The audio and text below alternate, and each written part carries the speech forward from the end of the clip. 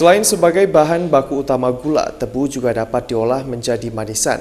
Seperti warga di Desa Daya Adan, Kabupaten Pidi, mereka memproduksi manisan tebu secara tradisional. Uniknya, manisan tebu ini diolah dengan bantuan tenaga kerbau yang berlokasi di tengah perkebunan tebu.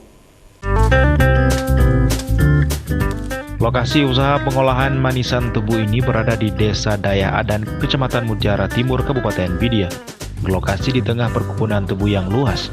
Selain itu, juga terdapat sejumlah dapur tempat pengolahan manisan tebu milik warga setempat.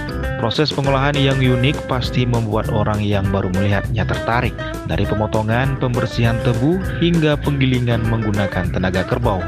Usaha ini mereka lakoni sudah turun-temurun. Manisan tebu ini dijual dengan harga 1 drum 20 kg dengan harga Rp400.000 yang bisa langsung diambil di tempat pengolahan.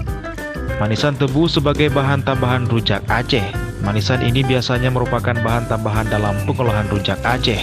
Ada juga yang bisa dijadikan sebagai obat penyakit tertentu. Pastinya manisan ini tidak menggunakan bahan pengawet. Bagi Anda yang tertarik dan ingin berkunjung ke lokasi pengolahan manisan tebu ini, Anda hanya menempuh waktu sekitar 15 menit dari kota Sigli atau 2 jam dari kota Banda Aceh. Dari Kabupaten Pidi, Jamal Pangwa, iNews melaporkan.